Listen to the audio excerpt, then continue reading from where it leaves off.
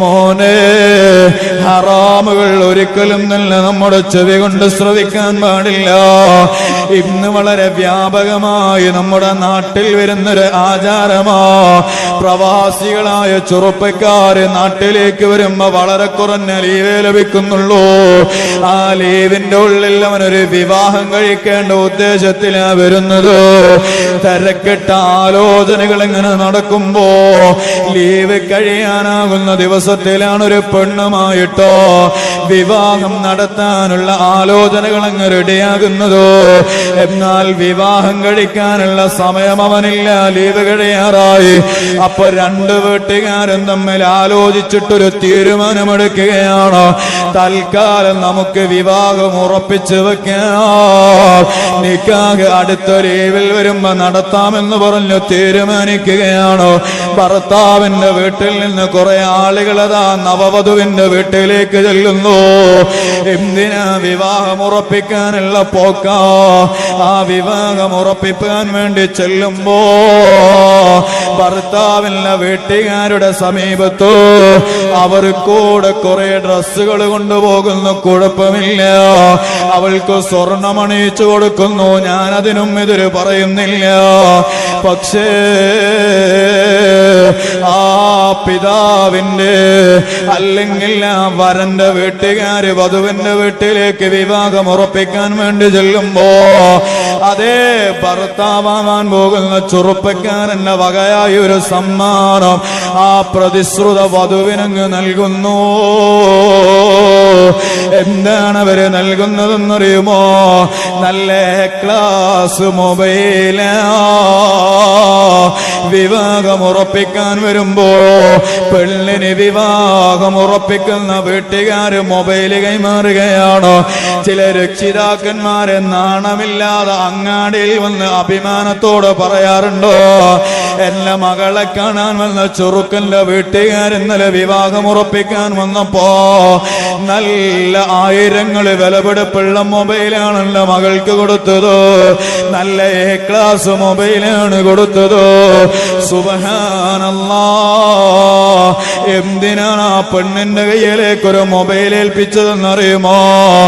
നാളെ മുതൽ വിളി തുടങ്ങാനാ, രണ്ടുപേർക്കും സംസാരിക്കാനാ. അവൻ ഗൾഫിലേക്ക് അങ്ങ് ചെന്നിട്ട് മണിക്കൂറുകളോളം ഈ പെണ്ണുമായി സല്ലപിക്കുകയല്ലയോ? ഓ ചെറുപ്പക്കാരാ, നിക്കാഹ് കഴിക്കാതെ അവളുമായി സംസാരിക്കാൻ നിനക്കാരടാ അനുവാദം തന്നത്? ഏത് തീരാനടാ നിനക്കത് വകവെച്ചു തന്നത്? ഓ രക്ഷിതാക്കളെ,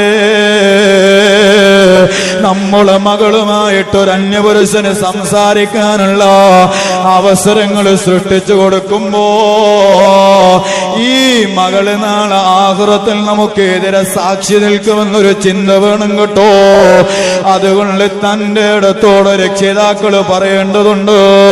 മൊബൈല് കൈമാറാൻ വരുമ്പോ രക്ഷിതാക്കൾ ആണത്വത്തോടെ പറയേണ്ടതുണ്ട്, എന്റെ മകളുമായി നിക്കാഹ് നടന്നിട്ടില്ലല്ലോ, എന്റെ മകളുമായി ഹലാലൈസേഷൻ നടന്നിട്ടില്ലല്ലോ, അതുകൊണ്ട് അവൾക്ക് മൊബൈലിന് കൊടുക്കാൻ യാതൊരു നിർവാഹവുമില്ല. നിക്കാഹ് കഴിഞ്ഞതിന്റെ ശേഷമേ സംസാരം പാടുള്ളൂ, അതുകൊണ്ട് മൊബൈല് വേണ്ട, അതെനിക്ക് പൊരുത്തമില്ല എന്ന് പറയാനുള്ള തന്റെ ഇടമെങ്കിലും രക്ഷിതാക്കളെ നമ്മൾ കാണിക്കേണ്ടതുണ്ടോ? സുബ്ഹാനല്ലാഹ്, ഈ പ്രതിശ്രുത വരൻ വധുവിനെ വിളിച്ചുകൊണ്ട് അത്യാവശ്യ കാര്യങ്ങളല്ലല്ലോ സംസാരിക്കുന്നത്. മണിക്കൂറുകളോളം അവർക്ക് ദിവസവും അത്യാവശ്യ കാര്യം പറയാനുമില്ലല്ലോ. പിന്നെയോ രണ്ടുപേരും അവരുടെ മനസ്സിന്റെ ഉള്ളിലുള്ള വൈകാരികമായ ചിന്തകളോടുകൂടെയുള്ള സംസാരമല്ലേ? അത് പച്ച ഹറാമ, അത് നിഷിദ്ധമാണ് കേട്ടോ. ഓ ചെറുപ്പക്കാരാ, നിക്കാഹ് എന്ന് പറഞ്ഞ റസൂലുള്ളാഹിന്റെ വലിയൊരു സുന്നത്താണ്, ചര്യയാണോ. ദീനിന്റെ 2 ഭാഗം കവർ ചെയ്യാൻ പറ്റിയ അമലാണോ. എന്നാൽ ആ ദീനുൽ ഇസ്ലാമിലെ വലിയ ചര്യയായ നിക്കാഹില്ലയോ അത് ഹറാമ് കൊണ്ട് തുടങ്ങിയാൽ ആ വൈവാഹിക ബന്ധത്തിൽ ബറക്കത്തുണ്ടാകുമോ? സന്തോഷം കിട്ടുമോ? സമാധാനം ലഭിക്കുമോ?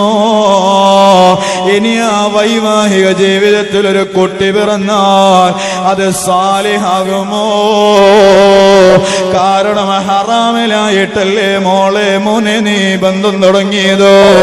ഹറാമിലൂടെ ഉണ്ടാകുന്ന ഹറാമില്ല വിഷയങ്ങളിലൂടെയല്ലേ നിങ്ങൾ രണ്ടുപേരും ആദ്യം നല്ല സമ്പർക്കം തുടങ്ങിയതോ?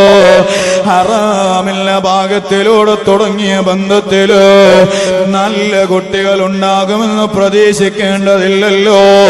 അതുകൊണ്ട് എന്റെ സഹോദരന്മാരോട് രക്ഷിതാക്കളോട് സാന്ദർഭികമായി ഞാൻ ഉണർത്തുകയാണ്, ഈ ആചാരങ്ങൾ നമ്മുടെ നാട്ടിലുണ്ടെങ്കിലോ അതിനെതിരെ നമ്മളങ്ങ് ഇറങ്ങണം കേട്ടോ. അതിനോട് വേണ്ട എന്ന് പറയാനല്ല, നെഞ്ചോക്കെ കാണിക്കണം കേട്ടോ.